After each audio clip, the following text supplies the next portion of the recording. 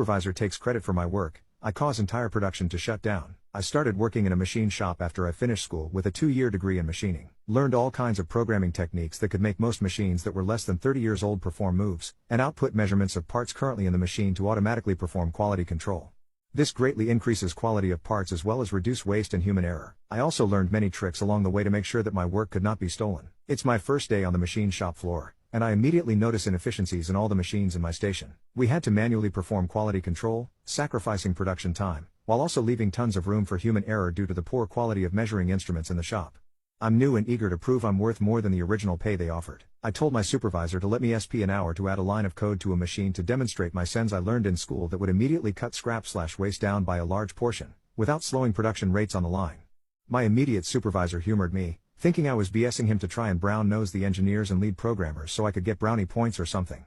Quick backstory to note, I had 0 experience in a production plant, and said supervisor had 30 years experience in the field. He had a very proud attitude, and genuinely worked very hard to learn what he knew. He was decent to work with, but when I asked questions about some of the basics on this machine, like how to get to the program so I could edit it, he would block my view of what he was doing, and get to the result quickly without explaining the process.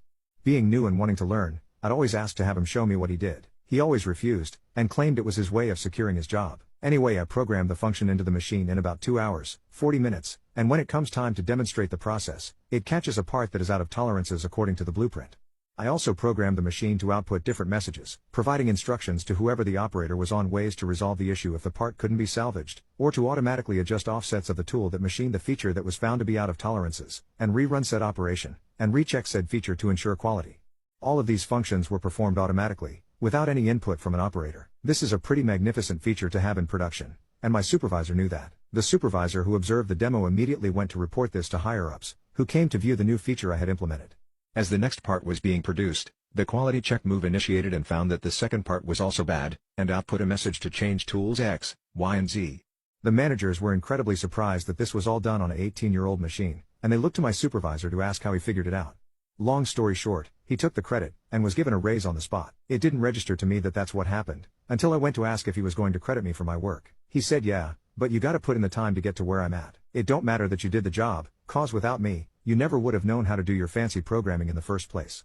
The managers had left for the day, so I couldn't fight my case right then. The next day, I was planning on informing the managers that I was the one who did the programming to do that. The managers were also former machine shop veterans with 20+ years in the workplace and refused to believe me. Not only that, they basically yelled at me for trying to steal credit from someone who has worked their way up in the company and learned everything on their own and not from some school.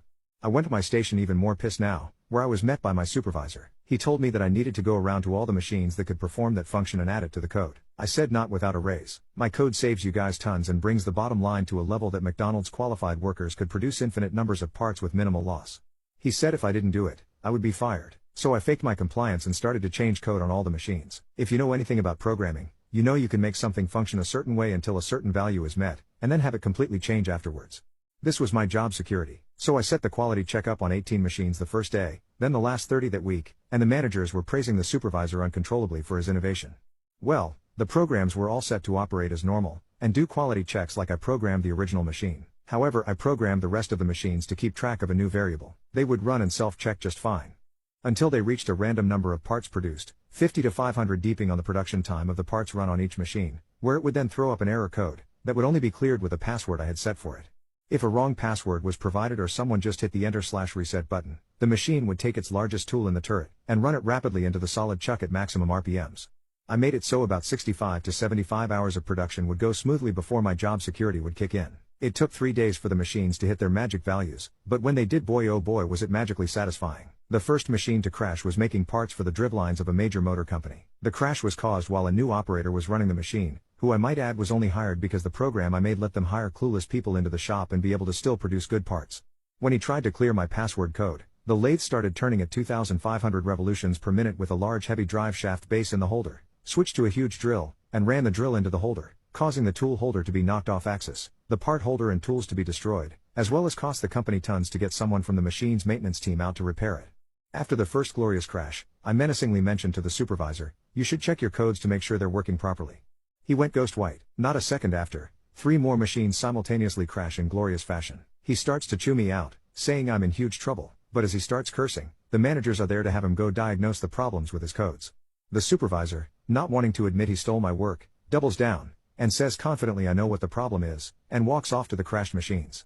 Not a minute after they turn a corner, more machines start crashing. I just sit idly by and listen to the glorious sounds of my nuclear revenge playing out. A few minutes later, all the workers are told to stop production completely. We are all kept in the shop until they can figure out the problems. This is a 24-hour production facility with 3 shifts of workers coming in 7 days a week, mind you. Our shift is nearly over and we've all been idle for about 7 hours. The next shift comes in and we leave for the day. I hear nothing from the shop, so I just go in the next day as normal. Turns out they tried to fire machines back up during the night shift and 18 more machines crashed like the others. The plant did a formal layoff of most of the workers the next week, as they were hemorrhaging money from all the damaged machines on top of labor paid without any production.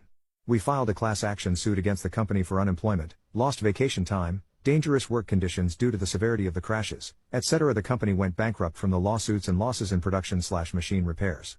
The guy who took my credit was obviously fired, and had an article in the paper about him sabotaging the company's production. He obviously told them I was responsible for the crashes, but the company found out that the code to my password program was his name. They believed he did this out of spite cause he was refused a raise the previous year and his threats to them after his last evaluation. Sucks to suck lol.